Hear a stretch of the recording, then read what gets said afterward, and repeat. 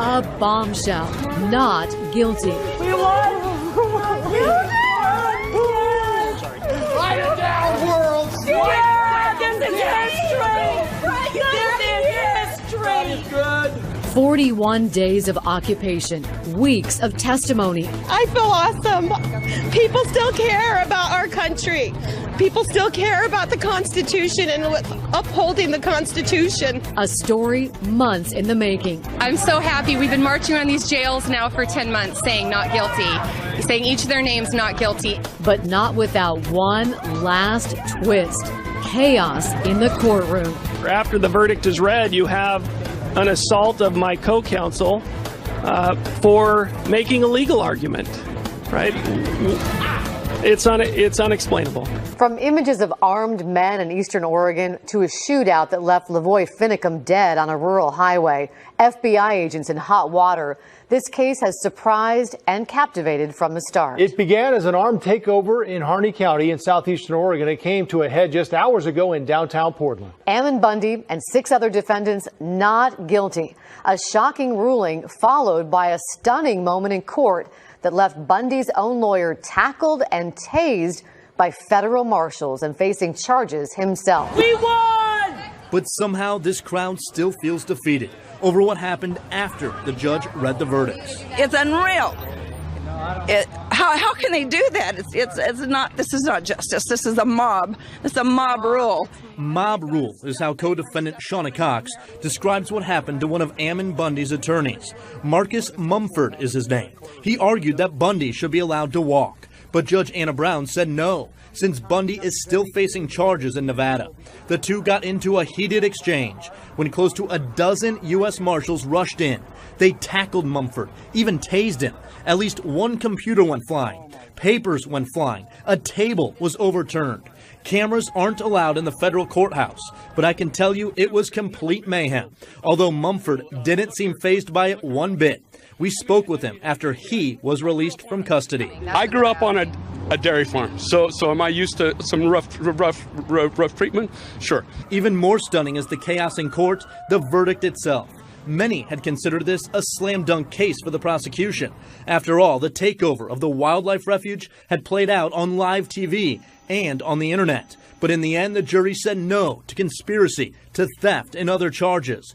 Bundy's attorney points to his client's testimony. They believed him when he said it was not my intent to engage in the kind of illegal conduct that I'm accused of. Tonight near Cannonball, North Dakota, this is the tense face-off between an army of police and Native American protesters blocking Highway 1806, trying to shut down construction of a controversial oil pipeline on private land. Officers in armored vehicles wearing riot gear are pouring in with air support. Battle lines drawn, now making arrests. We're trying to avoid the confrontation. They drew the line in the sand today. After setting fires and blocking the bridge in the path of the pipeline, months of tension have escalated. Some promise a fight to the end. There's no fear here. We know that we have the moral high ground and that we're doing what's right. The nearly complete Dakota Access Oil Pipeline will cross 4 states, connecting North Dakota and Illinois with some 1,200 miles of pipe, a $3.8 billion project capable of transporting 570,000 barrels of oil a day. We're going to take our stand. We're staying here. The pipeline runs adjacent to the Standing Rock Sioux Reservation, where Native Americans say the project is destroying sacred sites and could pollute the Missouri River, a clean water source for millions. This is about protecting water, and that's a good thing. It needs to be protected. With nearly 300 arrests since August, the protest has become a movement, said to be the largest gathering of Native Americans in modern history. Tonight, no comment from the oil company, as celebrities and activists arrive in North Dakota, vowing to fight on while facing arrests and a growing army of police. The conversation on pipelines, New York officials are under fire for yet another pipeline project, with Spectra Energy's AIM pipeline set to go online next week. Community members are demanding officials to intervene. The community here in New York is outraged about yet another pipeline, this time gathering outside of Senator Chuck Schumer's office, calling on him to do something to stop the project that could put millions of New Yorkers at risk.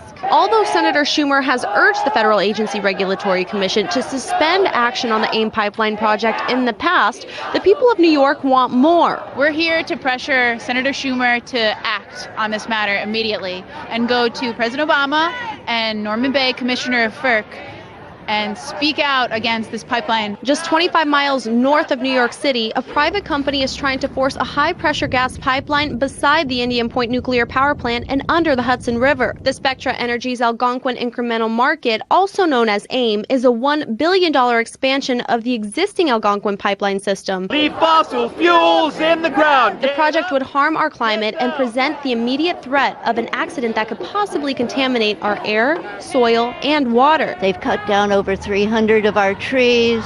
They've dug up our wetland and have left it a mess. The Spectra AIM pipeline project was designed to transport huge amounts of fracked methane gas through New York State and New England, as well as Canada for export overseas. Stop the Spectra pipeline! In some cases, regulators have mandated that pipeline projects stay outside of a mile radius of any nuclear facility. But in this case, the pipeline would run within 100 feet of critical safety structures at the Indian Point nuclear power plant, posing a huge risk. This morning, newly leaked documents casting a shadow on the Clinton campaign. This 2011 memo from Bill Clinton's longtime aide revealing how he pressured donors to steer business opportunities to the former president after he left the White House, including paid speaking engagements that reportedly earned the Clintons tens of millions of dollars. The aide describing these efforts as Bill Clinton Inc.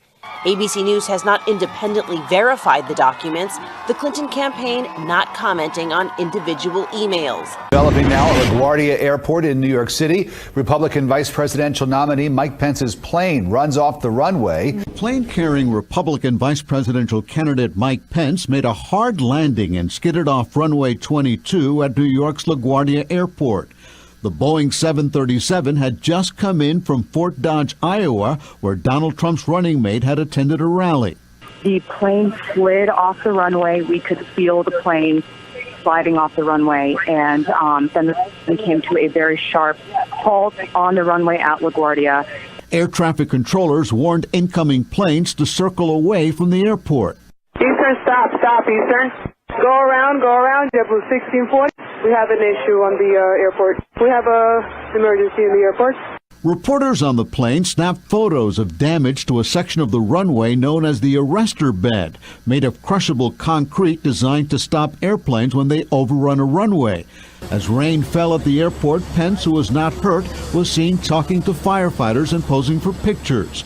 Hillary Clinton tweeted, "Glad to hear Mike Pence, his staff, Secret Service, and the crew are all safe." As the U.S. gets ready to vote its next president into office, many Americans are worried that Election Day could get intense. According to a new poll from USA Today and Suffolk University, more than half of likely voters said they were anxious about the possibility of violence on Election Day. 1 in 5 people surveyed even claimed they were very concerned. Because of these fears, officials across the country are already preparing for the worst. Many schools have decided to cancel classes on Election Day or move polling places to other locations after parents voiced their concerns about potential violence in the hallways. And federal and state law enforcement officials say they will be on the lookout for any signs of trouble on November 8th and the surrounding days.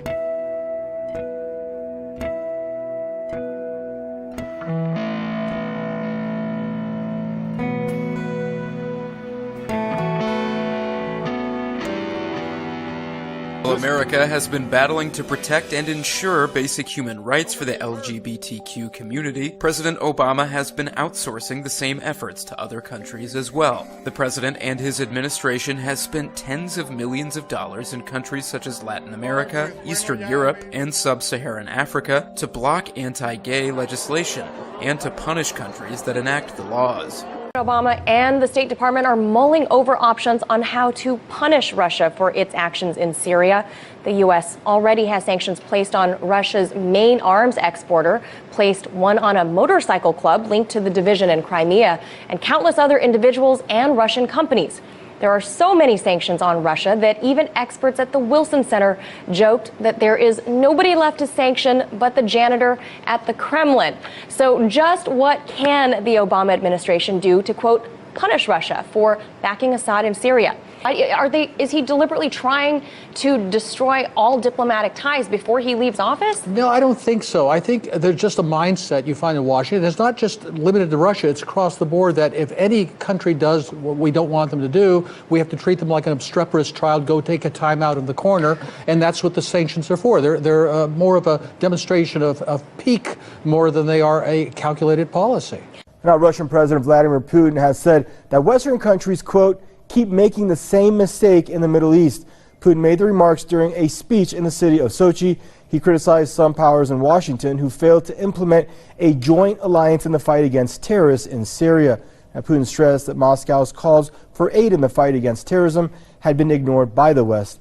The Russian president also said that terrorist organizations were being armed and trained for fight so that their supporters reach their political gains or goals.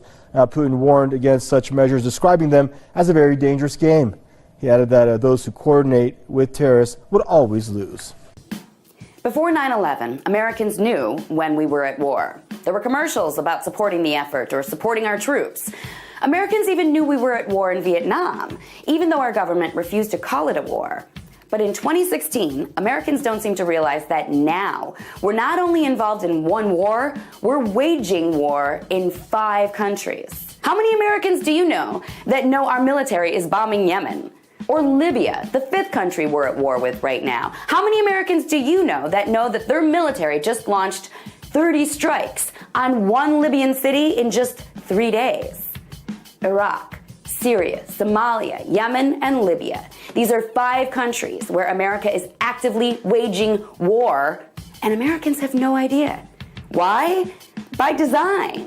Wars used to be a rallying cry for freedom, but now our leaders know our wars are not so valiant. They know that if Americans did realize just how much death and destruction our military is causing, they might get upset.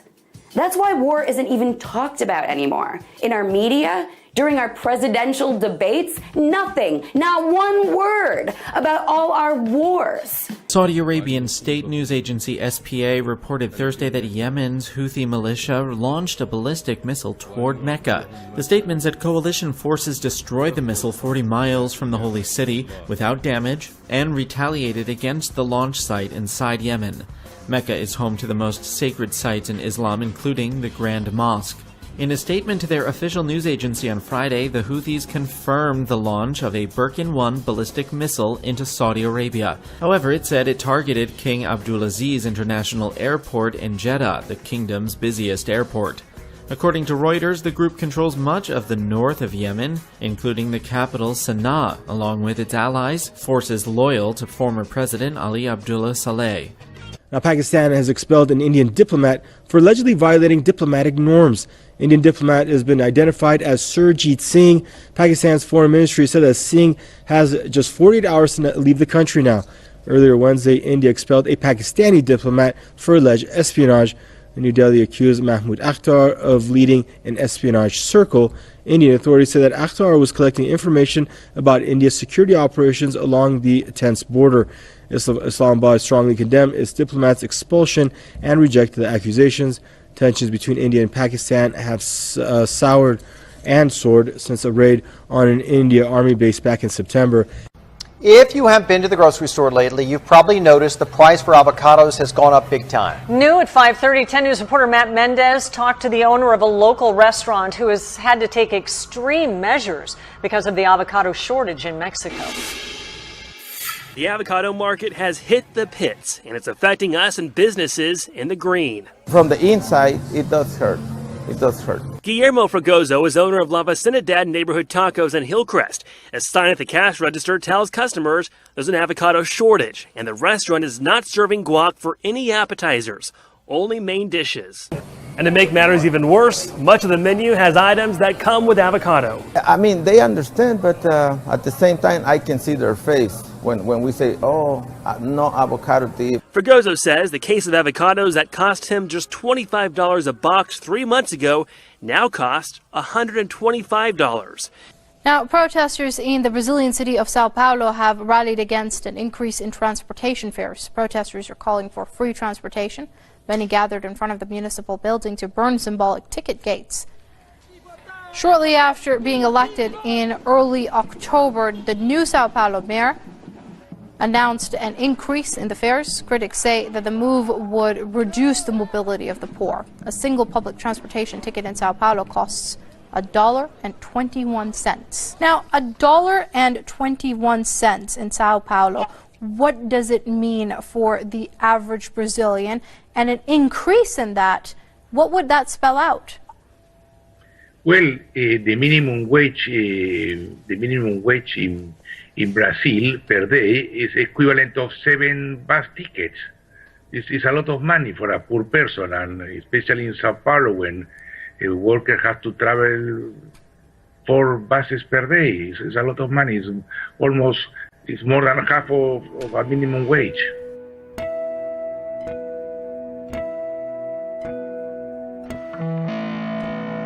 Venezuela's President Nicolas Maduro has announced a 40% increase in the minimum wage for all workers.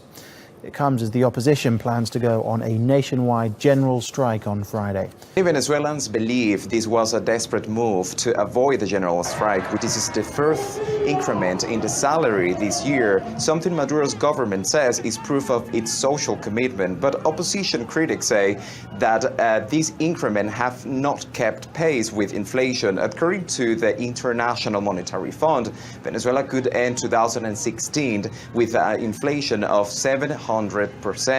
And despite this increment in the minimum wage, Venezuela is still one of the countries in Latin America with one of the lowest salaries in this part of the world, with people earning less than $3 a day.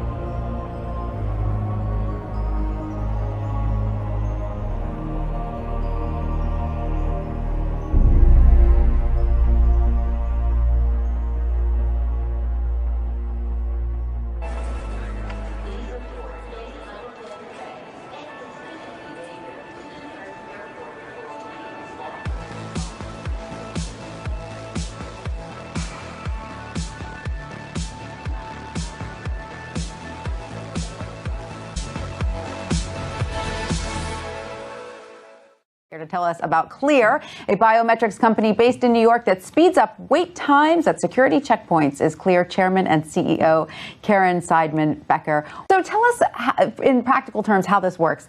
If I'm a traveler, I go up to a Clear machine. Is that what I do? And I put my fingerprint somewhere and they take a picture of my iris? Sure. So think of it, we call it the ATM of identity. An enrollment takes less than 5 minutes. What we've really been focused on with Clear is enhancing Homeland Security on the back end, but all about transforming the consumer experience on the front end. So the enrollment is less than 5 minutes, and then you can use it immediately. And you enroll online? You can start online, and then you come to a kiosk, and all you need is a driver's license or a passport, one form of ID. We authenticate it. We tie your biometrics to it, ensuring that you're the person on the identity. And then your fingerprints or your iris image can serve as your driver's license, your passport. Long term, it can serve as your payment. Now, obviously, there are implications for this that go far beyond just airports. Are you in stadiums yet, arenas, or is that the next phase? Absolutely. So it's a platform. We are in stadiums. Today, we're in Yankees here, and we just launched the Mets. So individuals, fans, travelers are also using it for fast access into sports stadiums. We have 5 different Major League Baseball teams today, and we'll be announcing it more. And we're also doing biometric boarding passes in partnership with Alaska Airlines from a pilot, where not only is it serving as your driver's license, but also your boarding pass. You're literally going through the checkpoint with nothing. I think this field sounds so interesting. Do you think eventually biometrics could eliminate the password, could eliminate your company, key card, all of those things? Yes, yes, and yes. I think they're going mainstream, and you may not have your card or your key, but you've always got your fingerprints or your iris image or your face.